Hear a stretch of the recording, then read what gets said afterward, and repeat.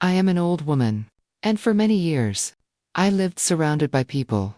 But still, I was completely alone. My neighbors, the people living right next door, didn't just ignore me.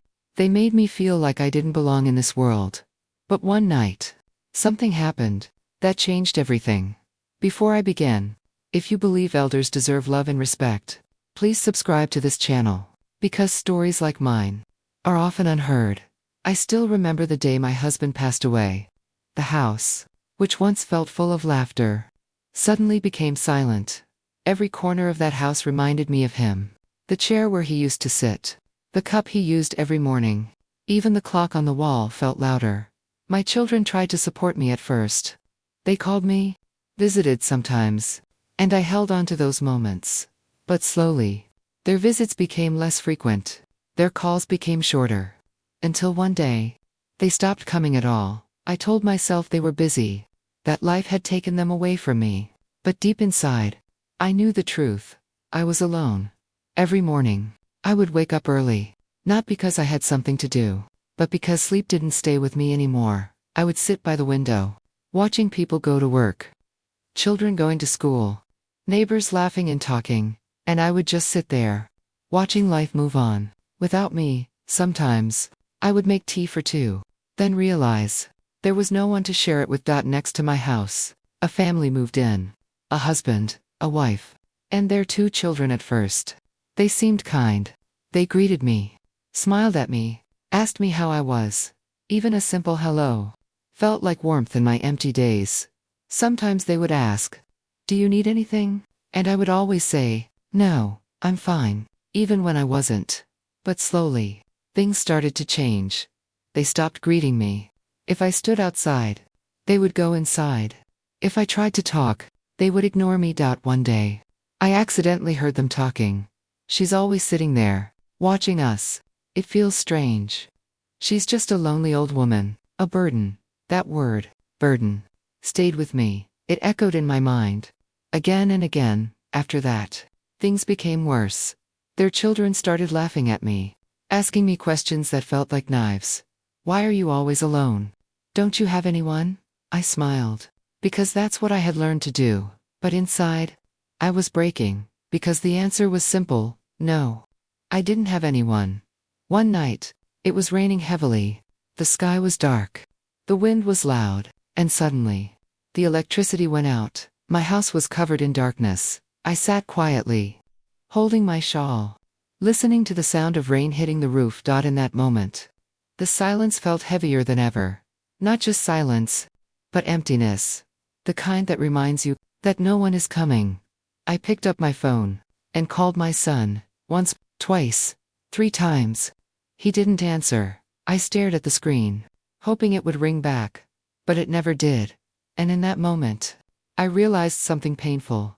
Even my own blood was not there for me. Suddenly, there was a loud knock on my door. My heart started beating fast. I slowly walked towards the door, my hands trembling, and opened it. It was my neighbor, the same woman who once called me a burden. Her face was pale, her eyes filled with fear. "Auntie, please help me." My husband collapsed. I don't know what to do. For a moment, I stood there, frozen. All the memories came rushing back. Every insult, every ignored greeting, every lonely day. A voice inside me said, "Why should you help them? They never cared about you." But then, I looked at her. She was helpless, broken, just like I had been for so many years. And without thinking, I said, "Let's go." We rushed through the rain, helping her husband into the car. The roads were empty. The rain kept pouring. But we didn't stop. At the hospital, everything felt rushed. Doctors came. Nurses took him inside, and she stood there, shaking. I stayed with her. I didn't leave. I comforted her children, held her hand, and prayed silently. That night, something changed inside me. For the first time in years, I didn't feel invisible. I didn't feel like a burden. I felt needed. The next morning, the doctor came out and said, "He is stable now." She looked at me, tears rolling down her face. "Auntie, I'm sorry. We treated you so badly. And still, you helped us." I didn't say anything, because sometimes Silence speaks more than words. After that day, everything changed. They started visiting me. They brought me food, sat with me, talked to me. Their children stopped laughing at me instead. They started calling me Grandma. And for the first time in years, I didn't feel alone. Sometimes, people don't understand your pain until they feel it themselves.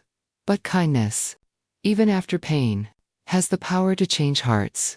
If you are listening to my story, please remember, there might be someone near you who is silently suffering.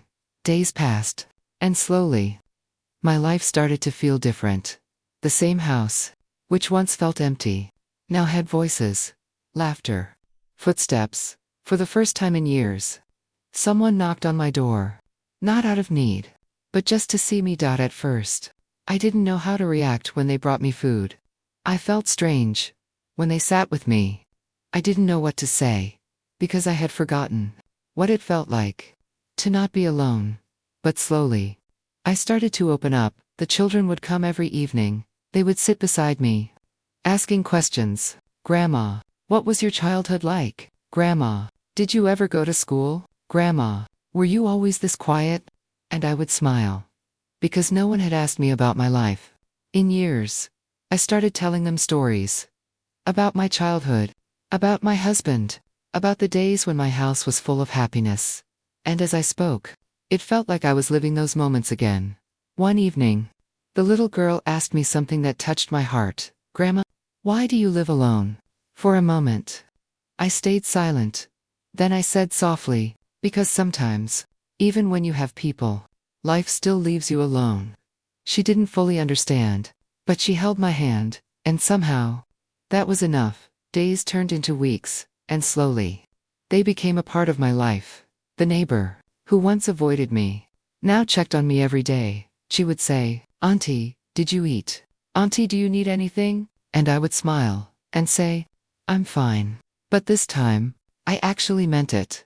For the first time in years, I wasn't just surviving, I was living. But life has a strange way of testing you again. One afternoon, I received a call. It was my son. After so many days, weeks, months, his name appeared on my phone. My hands started shaking. I answered quickly, hello. There was silence for a moment. Then he said, Ami, how are you? That one question, which I had waited for so long, suddenly felt heavy. I didn't know what to say. Should I tell him the truth?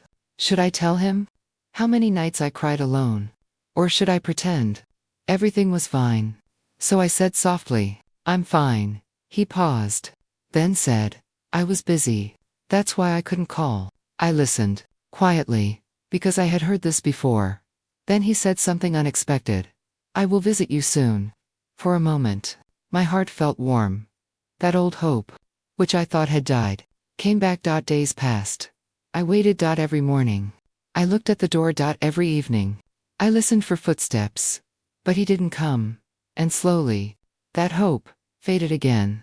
One evening, my neighbor came to visit. She saw my face and asked, Auntie, is everything okay? I smiled. But she understood.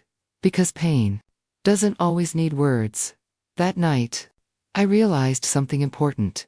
Sometimes, the people you wait for never come. And sometimes, the people you never expected become your family. From that day, I stopped waiting. I stopped looking at the door. I stopped hoping for things that hurt me. Instead, I started appreciating what I had. The laughter of those children, the care of my neighbor, the small moments that made my life feel whole again. But life wasn't done testing me yet. One night, I fell sick. It started with weakness, then fever, then I couldn't even stand. I was alone in my house. And for a moment, that old fear came back. The fear of being alone, when you need someone the most. I tried to get up, but I couldn't. My hands were shaking. My vision was blurry, and I thought, maybe this is it. But then, I heard a voice, Grandma, Grandma. It was the little girl. She had come to visit me. When she saw me lying there, she started crying. She ran back, calling her mother. Within minutes, they were all there. They lifted me, took me to the hospital, and stayed with me. The whole night. just like I had stayed for them. And in that moment, I realized something deeply. Kindness always comes back. Not always from the same people, but in different ways. When I opened my eyes in the morning, the first thing I saw was not a doctor, not a nurse, but that little girl, holding my hand. "Grandma, you're okay now." And I smiled. Because in that moment, I wasn't alone. Days later, I returned home, but now, everything felt different. This wasn't just a house anymore. It was a home again, filled with voices, with care, with love. And I understood something that I wish everyone could understand. Family is not always about blood. Sometimes, family is the one who stays when everyone else leaves. Sometimes, family is the one who cares when no one else does. And sometimes, family lives right next door. If you are listening to my story, please remember this. Don't ignore the people around you. Don't assume they are fine just because they are silent. Because silence often hides pain. And a little kindness can change someone's entire life. If my story touched your heart, please subscribe to this channel, because there are many stories that deserve to be heard. Life had finally started to feel peaceful. For the first time in years, I woke up without that heavy feeling in my chest. The house didn't feel empty anymore. There were voices, laughter, small moments that made my days meaningful. I had stopped expecting anything from the past and started living in the present. But sometimes, the past doesn't let you go so easily. One afternoon, there was a knock on my door.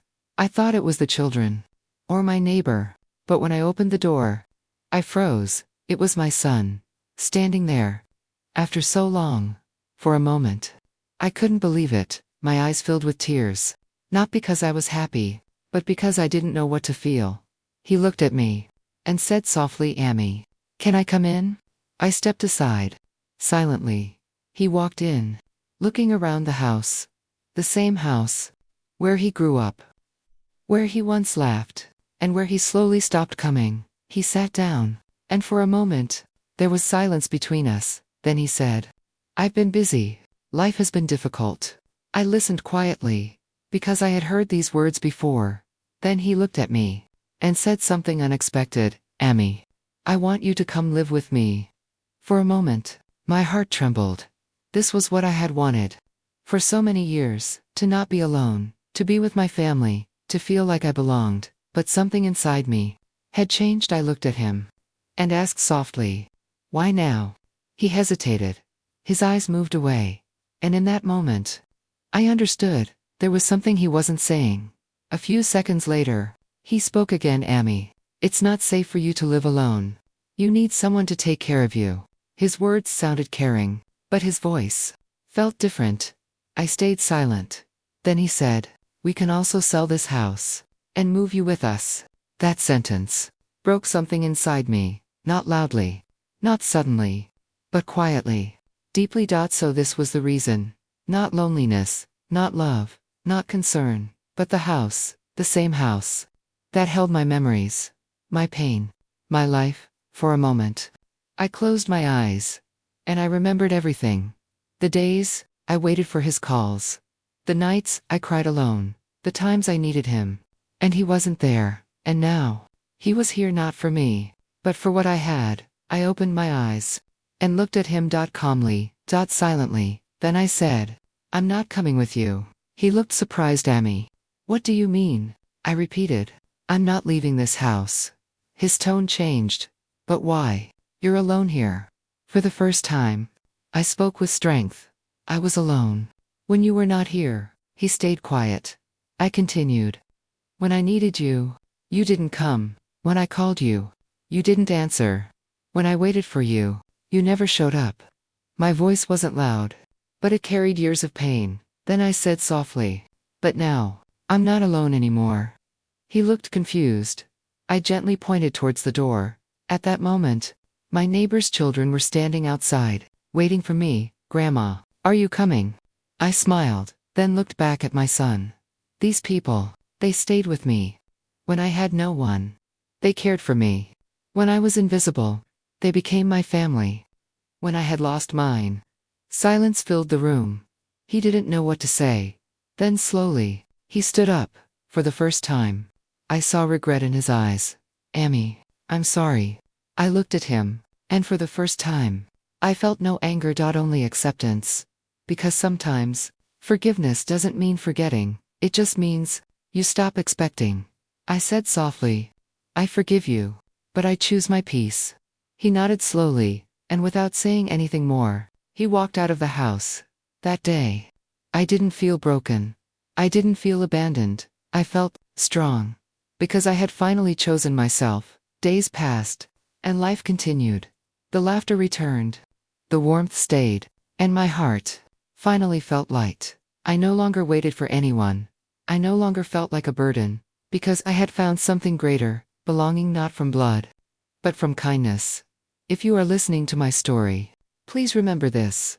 Sometimes, the people you lose are the ones who were never truly there, and sometimes, the people you find become your true family. Value those who stay. Care for those who are silent, because one day, you might be the only light in someone's darkness. And if my story touched your heart, please subscribe to this channel, because there are many voices like mine, waiting to be heard.